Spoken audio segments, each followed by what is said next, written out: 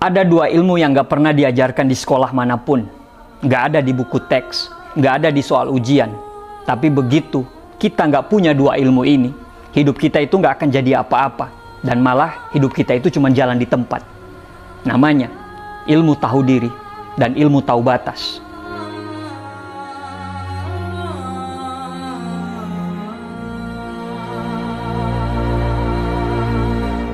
Ilmu ini kelihatan sederhana, tapi mahalnya bukan main. Kenapa? Karena sebagian kita baru sadar pentingnya dua ilmu ini setelah kita dihantam realita. Yang pertama, ilmu tahu diri. Tahu diri itu bukan masalah minder. Tahu diri juga bukan masalah merendah untuk meroket. Tahu diri itu soal kesadaran. Sadar kita siapa, kapasitas kita di mana, dan gak semua panggung bisa kita naiki, dan gak semua pembicaraan harus kita bicarakan. Ada seorang teman bilang ke kami, waktu kami lagi nongkrong di warung kopi. Dia bilang begini, tahu diri itu ilmu yang paling sopan loh. Dia ngajarin kita untuk gak memaksakan diri kita untuk duduk di meja orang kalau kita gak diundang. Bahkan meski kursinya kosong, semua langsung sunyi. Bahkan ada beberapa teman yang suka menyanggah, itu diam 1000 bahasa. Kenapa? Karena memang sangat benar adanya. Banyak sekali orang kelelahan, bukan karena kurang hebat, tapi karena memaksa diri untuk menjadi hebat di tempat yang bukan miliknya. Memaksakan diri untuk tampil, padahal dia belum siap. Memaksakan untuk masuk ke ruangan-ruangan yang belum waktunya untuk dimasukin. Maksain untuk menjadi burung saat lomba berkicau, padahal dia nggak sadar bahwa dirinya itu adalah seekor ikan. Tahu diri itu bukan berarti kita berhenti belajar, tapi dia mengajarkan kita untuk bersiap lebih dahulu, baru kita maju. Bukan asal tampil demi sebuah validasi, tapi tampil karena kita punya kontribusi. Banyak orang ingin terlibat dari semua topik, merasa pakar dalam segala hal, dan lupa berkaca siapa dirinya dan apa keahliannya. Tahu diri adalah sebuah seni tentang mengerti. Mengerti di mana kita harus bicara, dan kapan kita hanya harus mendengarkan. Kalau kata Warren Buffett, jika kita fokus pada lingkaran kompetensi kita dan bicara, bertindak pada hal yang kita kuasai saja, maka personal brand kita itu akan terpancar. Di luar lingkaran kompetensi itu, abaikan, lupakan, dan diam, serta belajarlah. Biarkan orang yang ahli yang bicara. Tidak perlu kita menghabiskan waktu kita untuk membaca semua informasi dan ikut dari semua perdebatan.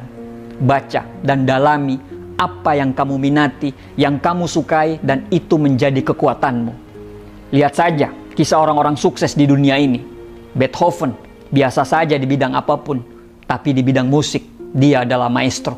Maradona boleh lemah di bidang yang lain, tapi dalam dunia sepak bola dia adalah dewa. Kenapa? Karena mereka menghabiskan waktu mereka hanya untuk latihan di bidang yang mereka kuasai. Mereka tidak keluar dari lingkaran yang mereka tidak tahu. Maradona dan Beethoven sangat menguasai seni untuk tahu siapa mereka, dari mana mereka berasal, dan untuk apa mereka ada di dunia ini.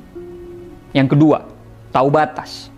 Kalau tahu diri adalah ilmu kesadaran, kalau tahu batas adalah ilmu keselamatan. Banyak orang hidupnya hancur, bukan karena kehabisan bensin, tapi karena ngegas terus tanpa tahu kapan harus ngerem. Lihat saja di media sosial, banyak sekali orang yang nggak tahu batas-batasan untuk ngomong. Ngomentarin hidup orang lain, kayak mereka itu jadi Tuhan yang sedang buka cabang. Ada yang baru baca tweet 1 baris, langsung jadi pakar.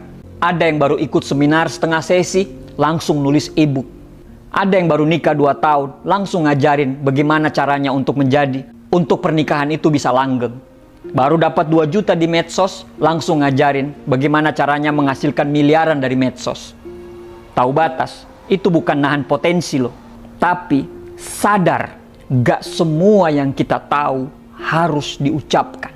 Gak semua hal harus kita tanggapi. Gak semua ruang itu butuh kehadiran kita. Ketika orang lupa ilmu tahu diri dan ilmu tahu batas ini, semua jadi pengen ngomong, semua pengen menang, semua pengen validasi. Padahal kadang diam itu lebih elegan daripada apapun.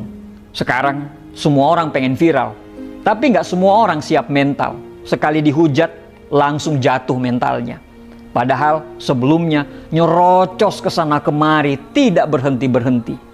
Itu dia Ilmu tahu batas bukan cuma soal tidak melampaui orang lain, tapi juga tahu batas dirimu sendiri, tahu batas mentalmu, tahu batas energimu, dan tahu batas egomu. Kadang ada waktu di mana kita bisa bilang, aku capek, aku mundur dulu, aku belum sanggup. Dan itu bukan sebuah kekalahan, itu melambangkan sebuah kematangan. Kenapa dua ilmu ini sangat mahal? Karena banyak orang baru belajar ini setelah dibuang dari lingkungannya karena nggak tahu diri, ditinggal pasangannya karena terlalu banyak nabrak batas, dijauhi teman-temannya karena nggak ngerti kapan harus berhenti ngomong, gagal dalam proyek karena nekat tanpa persiapan. Ilmu ini nggak bisa kamu beli, tapi kamu bisa kehilangan kalau kamu terus sibuk mengejar pengakuan dan lupa ngaca pada diri sendiri. Tahu diri, tapi jangan mati gaya. Satu hal yang penting, tahu diri bukan berarti nggak punya mimpi loh. Tahu batas berarti bukan nggak punya ambisi. Kuncinya ada di kata proses. Kalau kamu lagi tahap belajar, ya belajar yang benar. Nggak usah sok tahu. Nggak usah buru-buru pengen dibilang udah bisa. Kalau kamu tahu dirimu masih di level pemula, ya pelan-pelan untuk naik level. Jangan baru pegang kamera sehari, langsung ngaku fotografer senior. Kalau kamu tahu batas kesabaran pasanganmu itu tipis, ya jangan tambah tipis lagi dengan ego dan perdebatan yang receh. Tahu diri dan tahu batas bukan bikin kamu kecil. Justru ini yang bikin kamu besar tanpa harus bising. Semua yang indah di dunia ini punya batas. Laut punya pantai, gunung punya puncak, cinta punya sabar. Hidup ini bukan soal siapa yang paling cepat sampai, tapi siapa yang bisa menjaga langkahnya tetap utuh sampai garis finish. Dan dua ilmu ini, tahu diri dan tahu batas, adalah panduan yang sunyi yang menghindarkan kita dari kesalahan yang paling mahal, yaitu gagal jadi manusia yang sadar ukuran. Kalau kamu punya dua ilmu ini, kamu nggak perlu banyak ngomong. Kehadiranmu saja sudah sangat bikin tenang. Kalaupun kamu lagi duduk di pojokan saat ramai, kamu cuma diam, orang akan tetap menghormati kamu. Karena mereka tahu, diamnya orang yang tahu diri seringkali lebih dalam dari suara orang yang hanya ingin didengar. Terima kasih.